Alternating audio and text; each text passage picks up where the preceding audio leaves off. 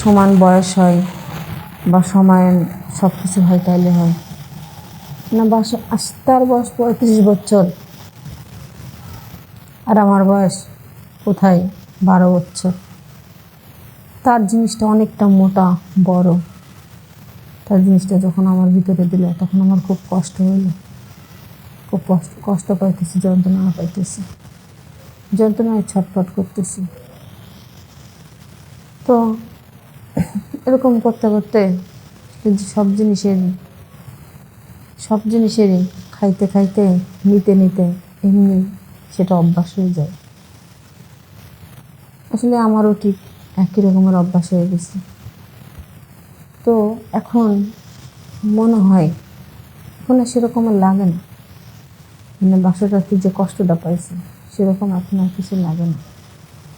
তো এখন একদিন আমার স্বামীকে বলতেছি, আচ্ছা তুমি ওই দিনে রাত্রে এমন কি করছিল? তখন বলে যে কি করবো আমি আমি তো যেমন তেমনই ছিলাম, আমি কি করবো, আমি কিচ্ছু করি নাই।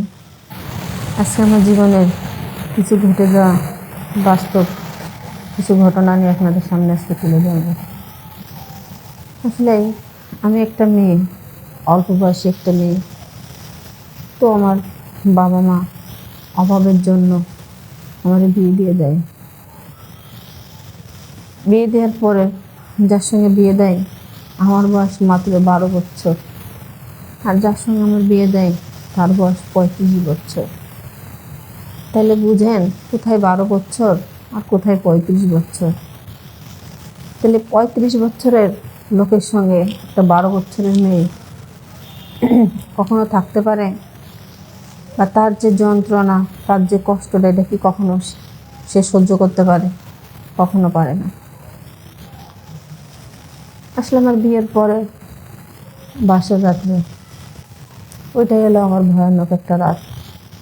মানসিক হয় বাসর রাত আনন্দর রাত, আর আমার জীবনে ওইটা ভয়ানক রাত। কেননা বাসর রাত্রে যদি দুজনের সমান বয়স হয় বা সমান সব কিছু হয় তাইলে হয় না। তার বয়স 35 বছর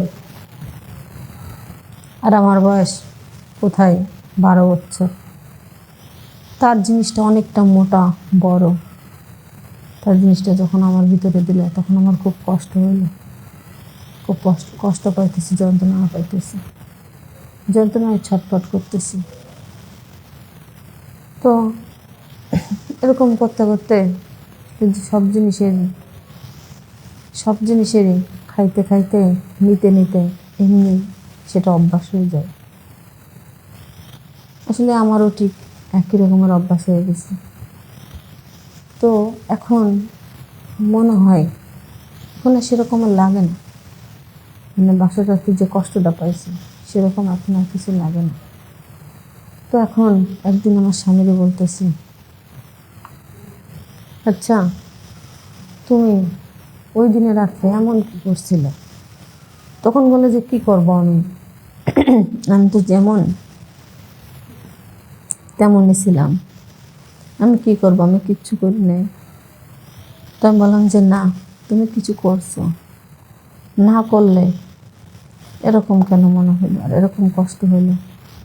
ঠিক আছে, কষ্ট ঠিক আছে, কিন্তু আমি অনেক মজা পাইছি, অনেক এনজয় করছি।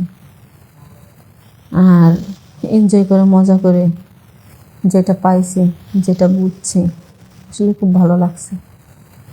এখন না সেরকম মজা পাই না, আর সেরকম ফিলিংস আয় না।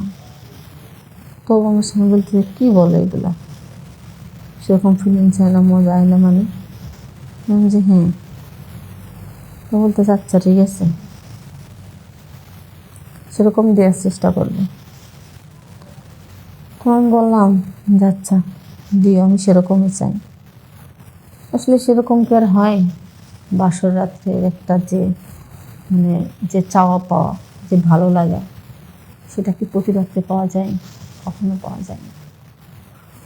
বাসর রাত্রের মজাটা এক রাতে পাওয়া যায়, বারবার পাওয়া যায় না। আর ওই বারবার পাইলেও ওই রাতের মজার কথা কেউ ভুলতে পারবে না, আর ওই রাতের মজা কেউ দিতেও পারবে না দ্বিতীয়বার।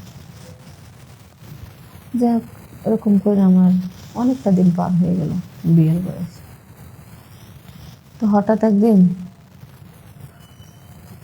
আমি আমার স্বামী আমাকে বলতেছে, আচ্ছা তুমি তো প্রথমে খুব কষ্ট পাইলে, তাহলে এখন এমন কি যে তুমি এত মজা পাইছো যে একটা দিনের কথা তুমি বলতে পারতেছো না। আসলে তখন আমি বললাম যে তুমি যেটা ওই দিনে যেটা করছো এটা কখনো আমি ভুলতে পারবো না। তুমি যতটা কষ্ট পাইছি ততটাই মজা পাইছি।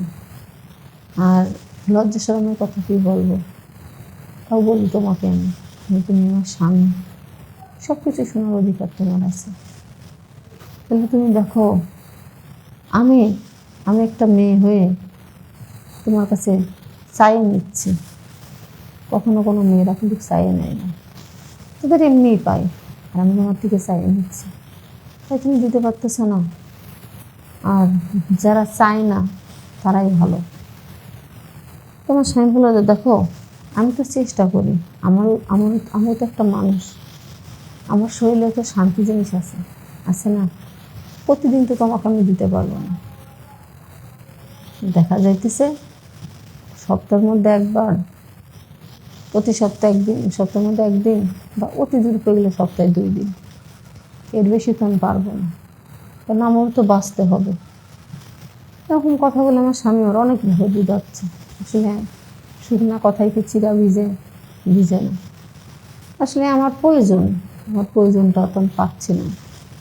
যখন একটা মেয়ের একটা জিনিসের প্রয়োজন, তখন যদি সে জিনিসটা না পাই, কোনো মেয়ে কিন্তু ঠিক থাকতে পারে না। আসলে আমিও পারিনি।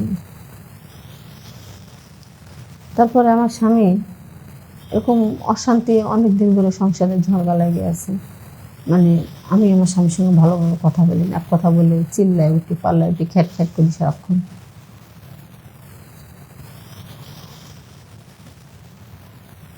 একদিন রাত্রে আমার স্বামী আমার বলতেছে, আজকে তোমার ওই রাতের মতো দেবো। তখন বললাম, আচ্ছা তুমি যদি আজকে রাত ওই রাতের মতো দিতে পারো, তাহলে আমার থেকে খুশি, আমার থেকে আনন্দ পৃথিবীর কেউ হবে না। আসলে ওই দিনের আমার স্বামী অনেক চেষ্টা করছে, তা যতটুকু পারছে মোটামুটি অন্য দিনের থেকে ওদিনকে একটু ভালো। তো ভালোটা যখন আমার স্বামী আমি পাইছি, তখন আমার স্বামী বলতেছিল, ঠিক আছে আমি এরকম লোভ আর কখনো করবো না, তুমি যেটা দিবে আমি সেটাই নেব।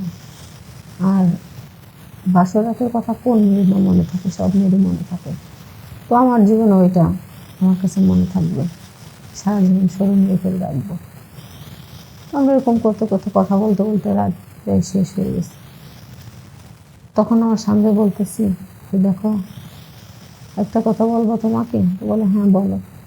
বললাম, দেখো তুমি যা কিছু করো না করো, ভালো করে করার চেষ্টা করো, যাতে আমি শান্তিতে থাকতে পারি বা আমার ভালো লাগে।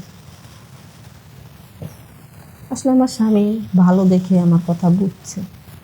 আপনাদের স্বামী তো ভালো নাও হইতে পারে, আপনাদের স্বামী তো আপনাদের কথা নাও শুনতে পারে।